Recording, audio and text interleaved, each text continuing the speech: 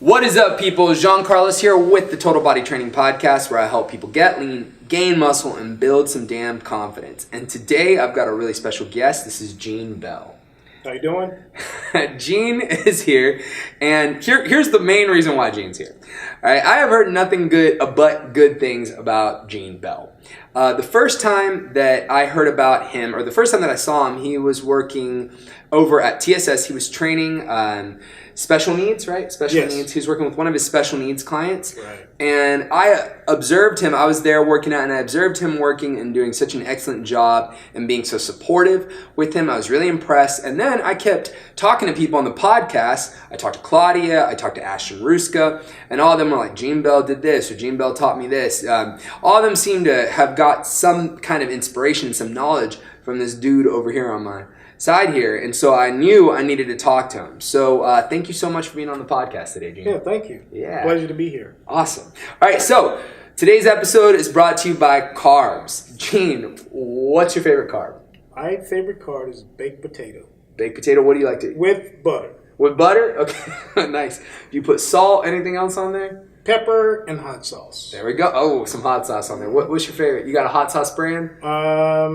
Tabasco. Tabasco? Mm-hmm. Keeping it simple. Yeah. Okay, I like it. I like it. All right, Gene. So, before we go on, I just want to say that Gene has he's an accomplished lifter, and he's also an accomplished coach. So he's worked with several people, Ashton Ruska, Cece Holcomb. Who are some others that we can Kimberly mention? Walford, Benika Brown. So these are world record setting powerlifters currently right now. So he's worked with some pretty amazing people. So we're going to go through his life. We're going to start off with talking about his training history, where he started off as an athlete, and up until now.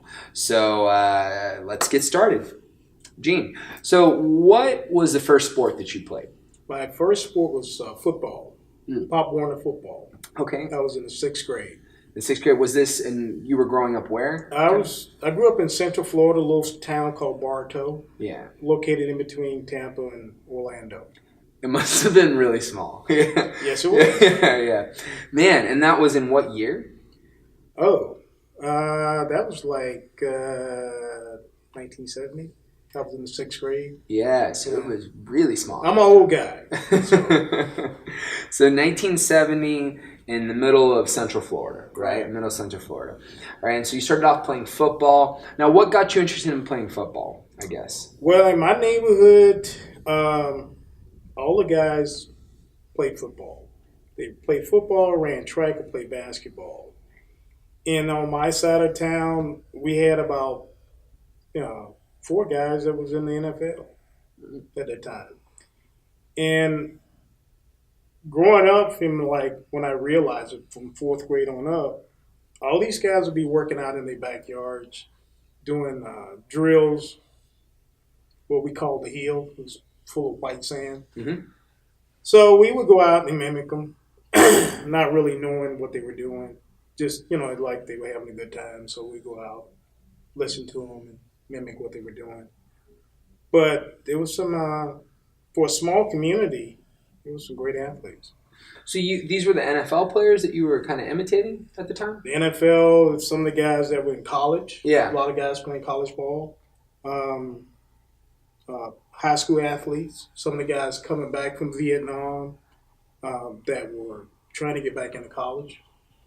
Yeah, that's pretty cool. Yeah. And so that was at a time, because what people forget nowadays is that athletes during the 1970s weren't making the kind of money that they make now. No. Mm-hmm. So athletes had, from what I understand, is they had normal jobs and they had normal lives. Nowadays, athletes, they, you look at LeBron. I mean, LeBron will never have to do anything else the rest of his life. He's got shoes, he's got brand deals, everything. But back then, athletes weren't making the kind of millions that they make now. Oh, no. Yeah. So I can see that. I can see that kind of, coming back home and things like that. Yeah. Cool. So you would say that kind of influenced you to start. It was a major influence. I wanted to play football. But back then, 4th grade, they didn't really have a platform for young black kids to go and play football. But it changed when I got into 6th grade. So that's when you started playing. Yeah. So did you travel around Florida playing at the time, or was that something that was available to you? Yeah, we played different cities in Central Florida, Polk County. Mm-hmm. Yeah, which it was a very good league. We even had a all-star game for the state of Florida. Mm-hmm. And I made it one year and went down to Miami and played an all-star game. Yeah, it's pretty cool. Man, so in the 1970s in Miami. And so at the time, I don't even think Miami was like as big as it is now, right? Was Miami still kind of like a big city at the time, or was it more like Everglades kind of? No, it was always a big city. Yeah. Yeah. It's not really big, even now. Have you been there? No, I never. I haven't been past. Even though I grew up in Florida, I haven't been past like Orlando. I don't think. Really? Yeah, I don't think I've been past Orlando. Orlando is bigger than Miami. Oh, I didn't know that. Yeah. The way that people talk about it, it's fragmented. Yeah. So it's split up. It's like you have to drive everywhere to get it. Well, it don't take much to get around. Yeah. It's real compact, but you have these little fragmented municipalities around it. Yeah. All right. So you grew up there. You did the football thing, and then at what point did you play other sports at the same time? Yeah, I did track and field. Played a little basketball. Did some grappling also. Grappling, so fighting? No, grappling, wrestling. High school wrestling. Yeah. High school wrestling. Okay. Mm-hmm. So when did the weightlifting come in? Actually, I started training when I was in the 6th grade because I was telling you about these guys in my neighborhood was always working out in their backyards and stuff. So when we got up in the 6th grade, they invited a couple of us to work out with them. And I was one of the kids, the younger kids, that could actually train with them and use close to what they were using. So that's how I got my start. So you started training then, and then did you know that there were there competitions available at that time? I had no idea. They were, but I didn't know anything about it. Yeah. So I didn't get to the competition phase until my 11th grade year in high school. And, okay, so Gene told me something really interesting before we sat down. So you competed in weightlifting, but you competed in a hybrid form of weightlifting. Yeah. Can you tell us what that is and a little bit of background on that? Yeah, the state of Florida has a high school sponsored sport they call it weightlifting. It's a combination of the bench press and a clean and jerk. Mm-hmm. Those two sports. 2 lifts. So it's been around a long time, since probably the 70s, early 70s. It was sponsored by Arthur Jones, the guy who's originator of Nautilus equipment. Mm-hmm. Yeah. So when I won my first high school weightlifting title, a lot of those guys that were in the powerlifting and weightlifting world will come. And then they would come and talk to the kids that they thought could do good at powerlifting. So I got a flyer. So, and what I showed it to my coach, he said, well, if you want to go, we go. So that's how I started. That's pretty cool. So, man, is there anywhere else in the country that offers that? That hybrid like that? Do you know? No? I think Florida's the only place. They still do it right now? Oh, yeah. They got a women's division now.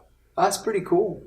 Oh, well, also, too, that the proliferation of women in powerlifting and in all-strength sports is huge now thanks to CrossFit. From what I understand is that now we have a lot more women coming into weightlifting sports than we did back then. Yeah. So even just in the 90s or in the early 2000s, we didn't have as many as we do now. So it's pretty cool. Yeah. Have you seen that? Have you seen that change within the sport, more women coming into it over the time that you've been in it? Oh, yeah. Back in the 70s and 80s, you rarely saw a lady in the gym training. Yeah. Even when I was in the military, they had special days for women to come in, a couple hours, like 3 hours, So to come to this point, it's major. Yeah. Yeah, it's crazy. You know, you had Cece Holcomb who won like overall the what was the name of the competition she won recently? The Kern Open. Current Open. Yeah, she won by Wilkes, right? The highest Wilkes. Yeah, the highest Wilkes overall. So she essentially like won the whole competition, right? Right. Yeah. You know, to see that is just like such a huge change. You know, I imagine coming from the '70s where you have like a special hour, you know, or like a day where it's like ladies' night or whatever at the gym. You had gyms that like Tuesday and Thursday was ladies' day. Yeah. And no guys could come in. Yeah, it's changed so much. Yeah. So you get into that. You know, did your coach at the time, was he a big support for you? Did you learn a lot from him? I learned a lot from Gary Sanders, Mr. Sanders. Gary was a Vietnam vet, and I think he said he learned how to weightlift when he was in the Army, and he did some powerlifting, and he was a young man when I first met him. I think he had just finished college and got hired as a coach. And very good technician. He taught us great technique. I think that was a game changer for me. Technique. I learned it early, and I learned it well. So would you say a lot of the stuff that he taught you technique-wise you still use to this day? Oh, yeah. It's the foundation. Yeah, that's pretty cool. Yeah. And I think that might have been rare at that time because there were so many different options for how to do things. Would you say that was rare to learn that kind of technique at the time? I think so because when I went off to college and I did some meets up in South Carolina, I was miles above everybody else. Yeah. Yeah. So the technique made a big difference. Yeah, that's pretty cool. So he was inspired. He learned all that stuff when he was in the military. Is he still around right now? Yeah. Yeah, that's pretty. Do you know if he still coaches? No, he don't. No, he don't. No. Okay.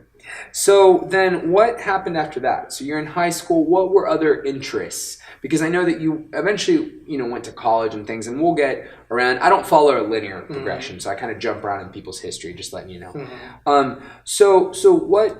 Where did weightlifting take you next, or was there something in between you and your eventual coaching and things like that? Well, the next step was I did some bodybuilding shows. So in 1975, I entered the AAU Teenage America. So, you know, I've seen a couple of shows that Mr. Sanders took us to. Because back then, you had the powerlifting in the morning, bodybuilding show in the afternoon. So I figured I could do that. So that was my first show, and I did 51 shows. Did my first one in 75, and did my last one in 1990. Yeah, so 1990, a little over 20 years ago, right? Yeah, it'd be a little over 20 years. Yeah, and so who was big at the time when you were in the 70s? Who would have been like some of the top people? Probably Arnold. Yeah, Arnold. Robbie Robinson, Boyle, Cole, Mike Minter. These were the best pro amateurs at the time. Is there anybody that who did you look up to and admire at that time? Probably Robbie Robinson because he came and sat beside me in the bleachers that morning, and I remember he was the biggest guy there. So he sat down, and I said, you know, I was like looking over to the side, and he spoke. He said, "What's up, brother?" Yeah. So, and we started talking. He said, "Well, you know, I used to do a little powerlifting. I'm pretty good, I think." And he had just got out of the Army also. Yeah. In Vietnam vet. And I think the show was the Southern States in Tampa, Florida. Yeah. And he just blew everybody away. So you were competing against him in this show? Oh, no. I was just there for the powerlifting. Oh, you were there for the powerlifting. So he came down and checked out the powerlifting portion. I got you. Did you do both ever? Were you competing in both at the same time? Oh, yeah. Would you do a meet? Because you were saying that the powerlifting would be in the morning and the bodybuilding. Did you ever do powerlifting in the morning and then do bodybuilding at night? Yes, I did. I did a show in, let me see, it was 76, my freshman year in college, the summer. Uh, I did one in Dothan, Alabama. Mm-hmm. I did the junior and the open. I did the bodybuilding show, then I did the powerlifting show. Yeah. Yeah. In Dothan. There's not a whole lot in Dothan. It's another small town. Yeah. Yeah. I wouldn't expect them to have a meet there. But there's something about that. I don't know. Like a lot of small towns host meets. I don't know why that's the case, I guess. But Dothan, Alabama, that's close to where I grew up. So I've been there a few times. Yeah. There's like just a lot of vintage shops, places for people to eat things. Mm-hmm. It's a pretty place, Yeah. you know. It's man, Dothan, Alabama. Jeez, that brings back some thoughts. All right, so you competed in powerlifting and in weightlifting. When did you start figuring out you wanted to go into the military? I was in ROTC, my freshman, sophomore year, part of my junior year, and I stopped ROTC, and then I said, when I graduated, I taught school for 2 years.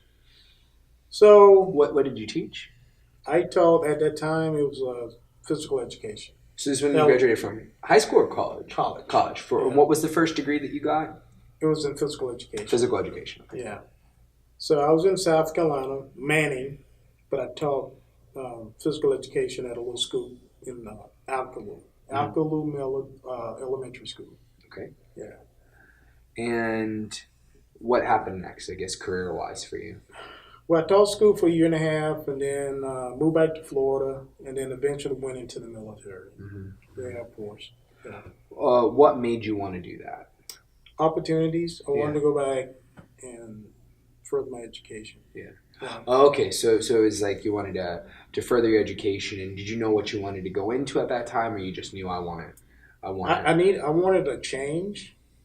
I know I wanted to change because I was able to figure out salaries, what it equated to what jobs. So I knew I wanted to change, and I figured I had a lot of guys in my neighborhood went into the military. One was a recruiter, and he suggested, well, come in the military. He had been in for like 4 years, and he was a good friend of mine. He was on the weightlifting team in high school. So he suggested, go in whatever branch you want, and they have a lot of opportunities. Yeah. So you spend time in the Air Force, and what did you do when you were in the Air Force specifically? My first job was I worked in fitness centers. Okay. First as a support, then into management, and I did that for like 12 to 15 years. I lived in Europe for 10 years. Yeah. I bet that was cool. That was awesome. Did you live in different places in Europe, or were you? Yeah, I lived in the Netherlands for 4.5. Lived in Germany for 4.5. I was deployed to Turkey for about a year. What was your most memorable place that you lived there? The Netherlands. The Netherlands? Yeah. Why? Because the lifestyle. I lived in a neighborhood where you could walk to the neighborhood circle that had grocery store, butcher, bakery. Yeah. Nice parks. You can walk just about everywhere. 2 blocks away had a train station. I could take it to Amsterdam, get there in like 50 minutes. Oh, that's pretty cool. Yeah. Yeah. Man, I bet that was a life. Oh, yeah, it was awesome. Yeah, it was beautiful. Have you been back since? No, I haven't. That's where my son was born at. Oh, really? Yeah. So Ian, right? Mm-hmm. Yeah, Ian was born there at that time. And then I guess, what are some of the biggest lessons that you got from living overseas? Is there anything you learned that was significant that you brought back with you to the States, or anything that's like a big difference in between us and them? Their standard of living was a little bit more wellness focused. Okay. That's what I thought. Yeah. Everybody walked. Everybody rode a bike. Mm-hmm. They took vacations. They enjoyed life, and they the parents, they respected everybody. Yeah. What do you mean by that? Well, I met guys that were from Africa, uh, Morocco in particular, and I talked to those guys, and they really enjoyed living in that country. Yeah, I've heard that. I've heard that from people who come from overseas, even Mm-hmm. during the Vietnam era. Like when my dad was Vietnam era. I mean, going to other countries, feeling like they were being treated a little bit more equally, or Mm-hmm. like at least with a level of kindness that unfortunately they didn't feel like they were quite getting when they were here in the States at the Mm-hmm. time. Is something that I think surprised people. So I'm sure that's something that you notice. Yeah, I can Oh yeah, see. yeah. Yeah. So kind of like that being said, what are some things that you learned growing up as an athlete that helped form who you eventually became? Being disciplined, um, driven. Yeah. Those are the two. Having a plan and sticking to the plan. Mm, Right. that's very significant. Mm-hmm. Yeah, I think, just to kind of like chime in a little bit, I think people struggle with that. Yeah. I don't know if have you ever read any Seneca? No. No. So Seneca was a philosopher who wrote Stoicism. Stoicism is just work-life philosophy, like how to get your life done, how to be Right. accomplished. And one of the things that he says in this book, he says that, what is it? Going about life, he has this list of reasons why you'll make it through life not accomplishing things. And there's a passage in there that says that some people won't make it through life because they go about through life with fickleness that is shifting, with no set goals, constantly changing your mind. Mm-hmm. And so I'm sure that like with getting good at lifting or any kind of discipline would teach you that you need to stick to something. Right. That's kind of what you're getting Mm-hmm. at. Yeah. Even getting through college and getting my other two master's degrees, Mhm. it was about sticking to the plan. It's not a lot of times about being the smartest or the most intelligent. Um, just being diligent, uh, knowing the path to get there, Mhm. Mhm. and stay on track. Where did you go to school? South Carolina State. South Carolina. Is that where you did everything at, or? No, I did my undergrad there, and then Webster University is where I got my master's degrees. So at this time you're overseas, and what brought you back to the States? Well, what brought me back to the States was I was over there 10 years, Mm-hmm. and Uncle Sam figured I should come back. It's time. Yeah. But while I was over there, I lifted for a Dutch powerlifting team Mm-hmm. and a German powerlifting team. So at this time you're competing. Yep. Yeah. Mm-hmm. Did you win over there, being out overseas? I was anything notable? Well, I won various world titles by then, and I was a Dutch national champion and powerlifting champion, and I was a German powerlifting champion. Mm-hmm. Yeah, in the bench press only. So just competing in bench press, or Mm-hmm. that was? Because the teams I lifted on, they gave me an invitation, say, "Why don't you come and you're a decent bench presser? Why don't you come?" So I said, "Okay, yeah." So most of my team members was there, so I went and competed.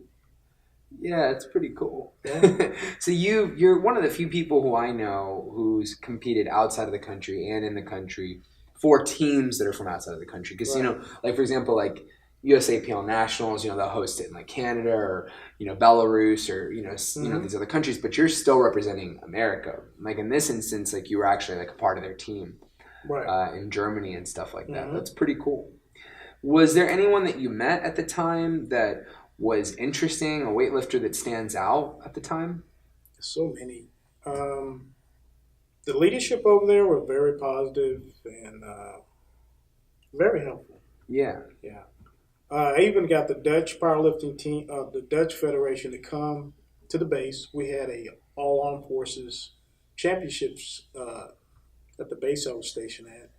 They came in, refereed me, for a fee, and they did an excellent job.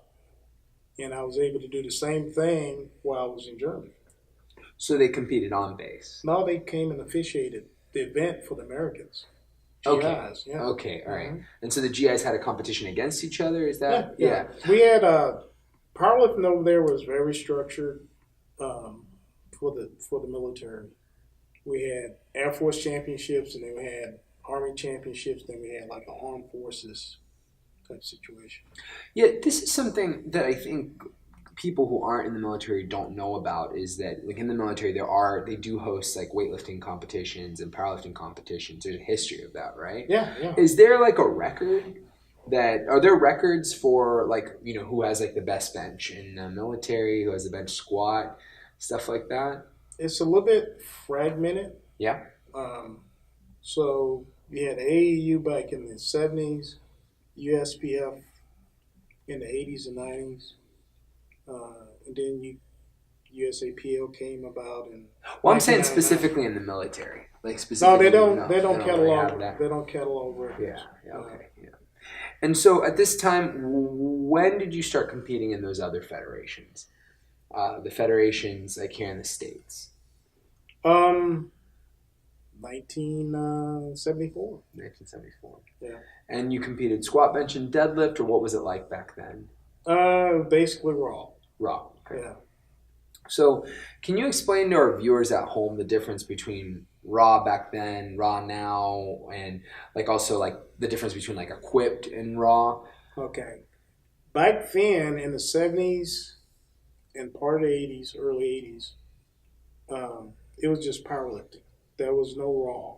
Mm-hmm. So whatever you could afford, like me, I just had a pair of combat boots, a singlet, and a cheap Sears weightlifting belt my dad bought me. So that's what I use. Now it's so fragmented with all these different divisions. Mm-hmm. So I would like to say it's just raw.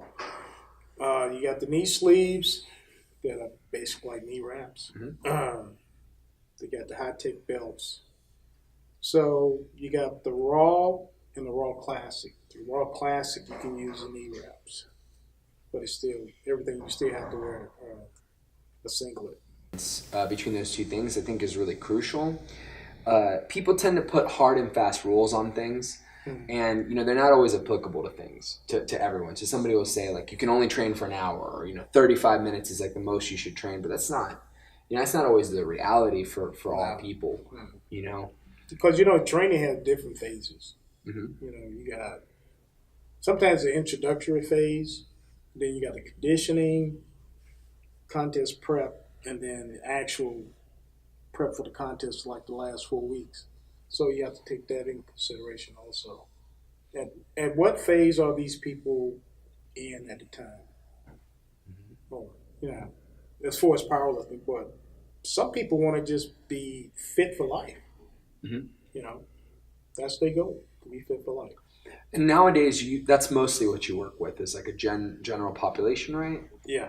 Mm-hmm. All right. And so, tell us a little bit about that. Tell us about the clients that you work with. I know you've got like a variety of people and causes that you work with.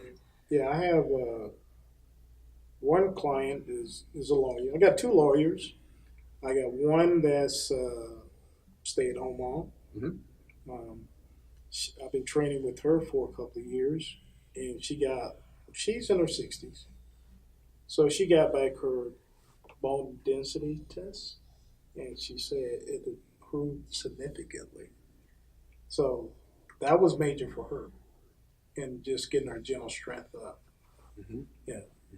Mm-hmm. Special needs kids. I've been volunteering with Special Olympics since the 80s. And when I found out they had powerlifting in Minot, North Dakota, that's how I got into the powerlifting phase of the Special Olympics, work with special needs kids. Yeah. What drew you to that?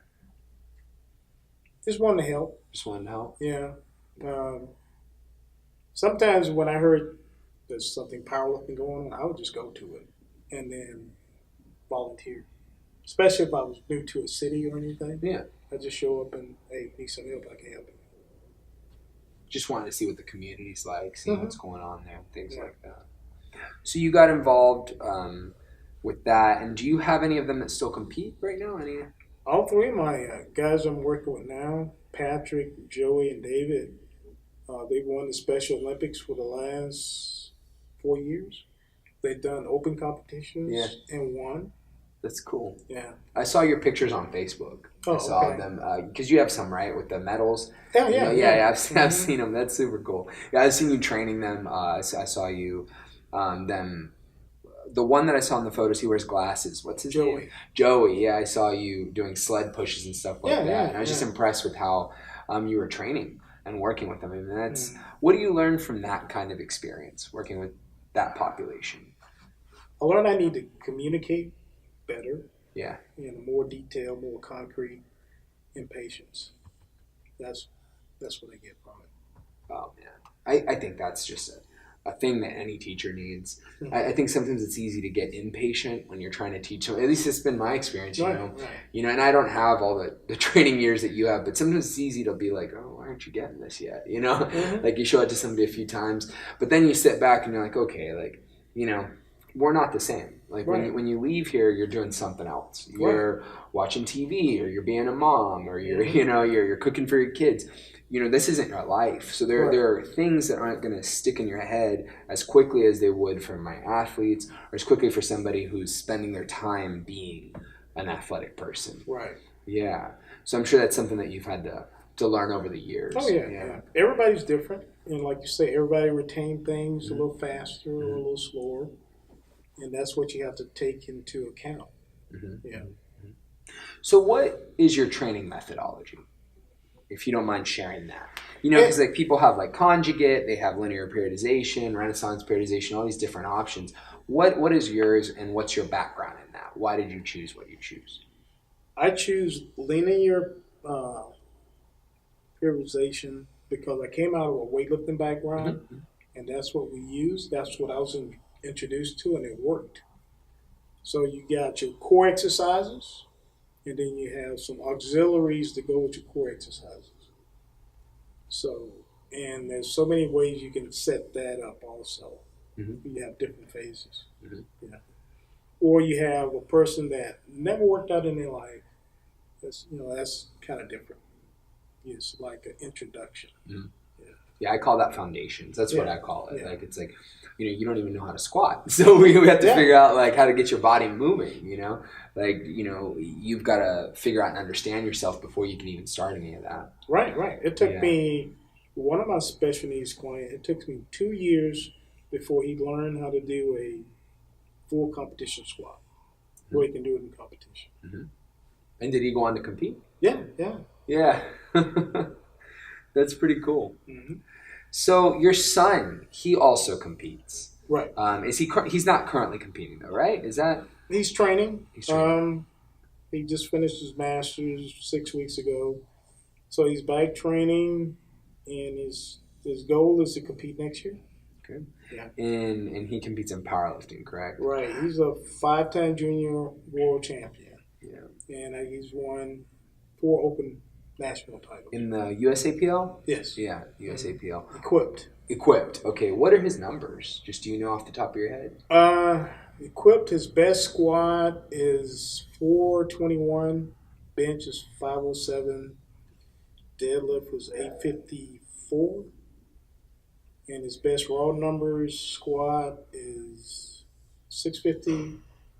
Bench press 390. Deadlift 788. Wow. What's it? Did you train your son, or did other people? No, I primarily started my son, introduced him to sports conditioning foundation when he was 8. Yeah. And what's that like training your son? What's it like? Do you guys have a close relationship because of it? Do you ever butt heads? Is that okay for me to ask? Like, yeah. My son has been around powerlifting since he was a baby. Yeah. So even when we were in Germany and in the Netherlands, the gyms I went to, they allowed me to bring my son in. So he's been exposed to it. Because one of our team pictures in the Netherlands, about 30 days after he was born, he's right in the middle of the team picture in a stroller. with a pacifier in his mouth. That's cute. But my son, I started him off doing a lot of different sports: gymnastics, martial arts, track and field, basketball. So by the time he started actually touching a bar and using it, he was pretty conditioned. Yeah. Yeah. So he's multidisciplinary as well. Yeah. Yeah, and you felt that was important for him to try different things out. Oh, yeah. That's very important. Yeah. And so, does he follow the same model of programming that you have, linear periodization, or does he do something different? He follows it. He got his own twist to it now. Yeah. Yeah, but basically, yeah. Yeah. Mm-hmm. Does he do bodybuilding? No. His thing was football and basketball. He was a very good basketball player. Yeah. That's cool. Yeah. No. Actually, he was a good track and field athlete, but he didn't like track and field. Not his thing. He didn't want to do it, but he was good at it. Yeah. he might see this. So, he knows it. Yeah. That's okay. It's just not his thing. Yeah, I understand. Mm-hmm. All right. So, tell us a bit about what you're doing nowadays with training and things like that. Well, with training, I have several clients, and I spend most of my day training my clients. I do some online training. I have some very good competitive athletes that's competing out there. Can you name a few? Clay Ellis, Anne-Marie Bremer. Mm-hmm. She goes to Purdue. Mm-hmm. She's going to be one of the up-and-comers. You probably see her in the next couple of years. Okay. She placed second at the Collegiate Nationals. And I got several others out there. Yeah, that's pretty cool. And so where can people find your online program? Where can people touch base with you? Facebook, Gene Bell. Yeah. And I changed my profile picture up a lot. It'll either be me and my son, my logo, or sometimes I put one of a team picture or something like that in there. Yeah. That's pretty cool. Just open it up. It'll be some powerlifting related stuff. What would you say to somebody who's new to lifting? They never lifted in their life. They're a little bit nervous. Maybe it's their first time wanting to get into it. What would you say to that person? Well, I would recommend that they find a good coach. Mm-hmm. Then proceed and go out and watch some meets. Mm-hmm. Talk to some of the young athletes that are powerlifting. Try and find a gym that's powerlifting friendly.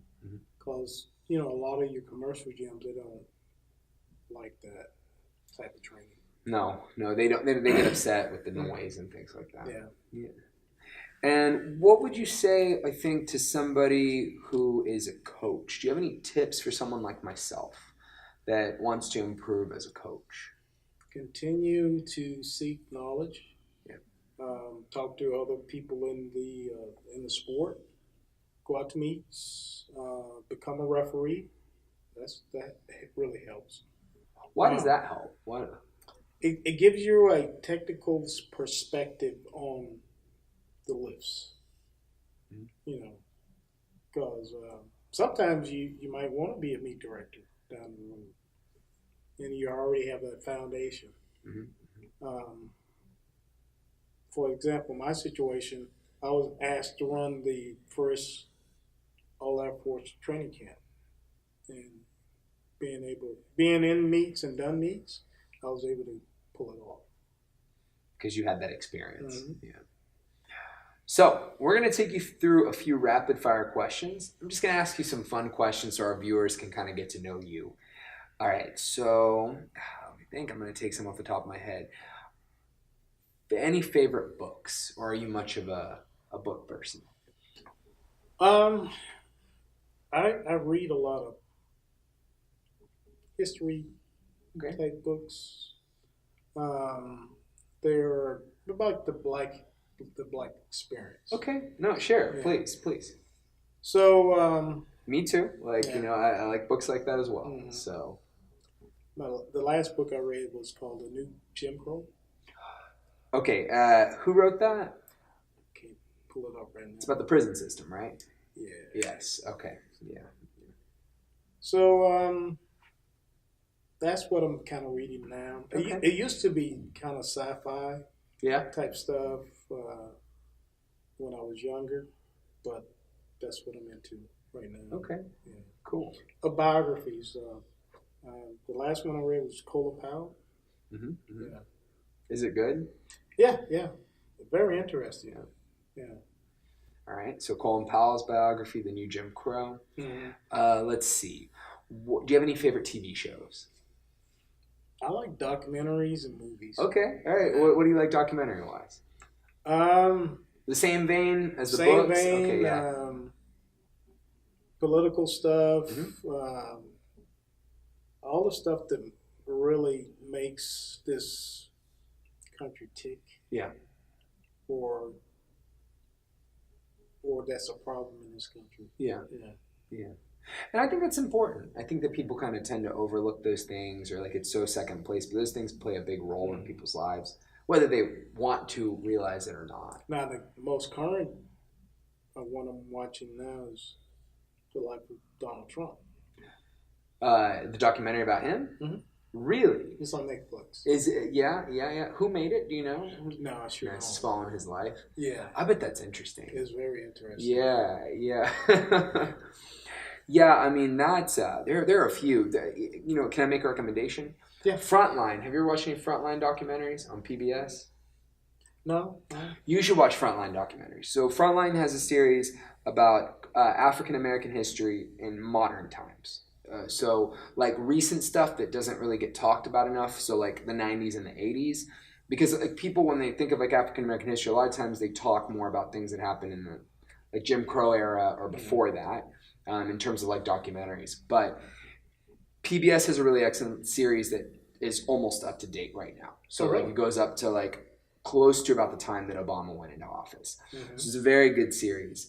Anything they put out, they have a really good series about Putin, about Korea, and I like it because it's unbiased. So it's very like just like, hey, like this is what was going on at the time, and then they give different perspectives. So I hate it when like it's like NPR news. Yeah, like NPR news. It's like fair, and it's like, hey, like this is what's going on.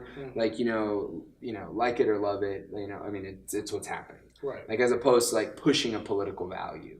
So it's really useful information. Yeah. So you like that? You like movies? Any particular movies? I like sci-fi. Okay. Action. And sci-fi has political tendencies too. Yeah. Like if you look at like the works of like Fahrenheit 451, like all those things, all of his. Have you read much of his literature? No. Okay. Yeah. It all has political tendencies.